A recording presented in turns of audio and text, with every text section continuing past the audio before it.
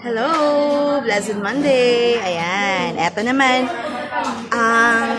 Sasagutin ko lang yung mga question na totoo ba na pwede ba talagang ma-promote ang Teacher 1? Magja-jump siya sa Master Teacher 1 or Teacher 1 to Teacher 6. Kasi sabi niya, ang allowed lang daw is 3 salary grade steps. Ano po? Yes, it's true. Hindi imposible na ma-promote ang isang Teacher 1 into Master Teacher 1. Ang kailangan lang gawin is justification. Ayan, gagawa lang ng letter of justification na promoted ka or i-increase ka ng salary grade.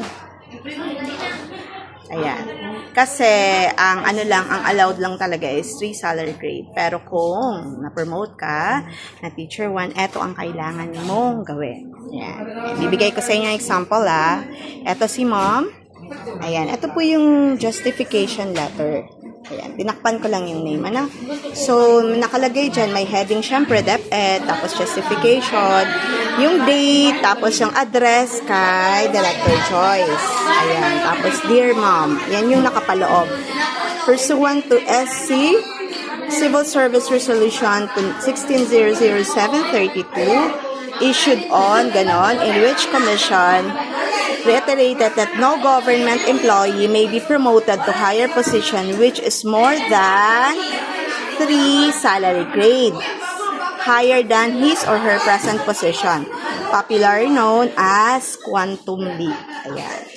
This justification is hereby presented to confirm the promotion of name, tapos Administrative Aid for Mandaon District to Teacher 1 at Maulingon Integrated School. Ayan. So, siya is Administrative Aid 4. Ang Administrative Aid 4 is Salary Grade 4. Tapos, mapopromote na siya as Teacher 1. So, 4 to Salary Grade 4 to Salary Grade 11. So, that is 4, 5, 6, 7, 8, 9, 10, 11. So, 7 salary grades higher. So, ito yan. Kaya gumawa siya ng justification. Ayan. Dito, lalagyan mo lang. Tapos, lalagyan mo dito yung mga awards.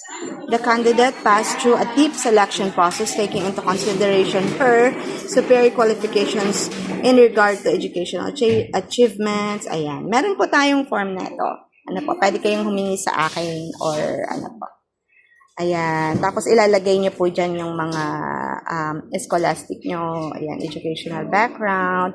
Tapos, napaka-importante po na ilalagay din yung rating. Kung pang ilan kayo sa ranking. And then, yung average nyo po na nakuha. Dito po sa awards and recognition. Ayan po. Ayan po. Tapos, sa likod po niyan, this is 2 pages. Ang magpeperma po nito is yung pong SDS natin. Ayan, si Sir Joel na po. So, address kay Director Joyce, tapos approve ni Sir Joel po. Yun lang ba ang gagawin natin? So, hindi imposible po na mag-jump tayo ng ganung salary grades.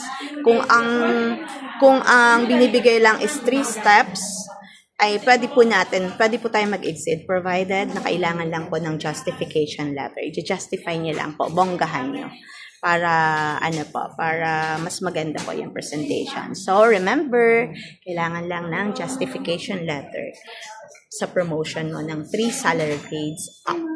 Ayan, di ba? Pwede ka na. Ano pang hinihintay mo?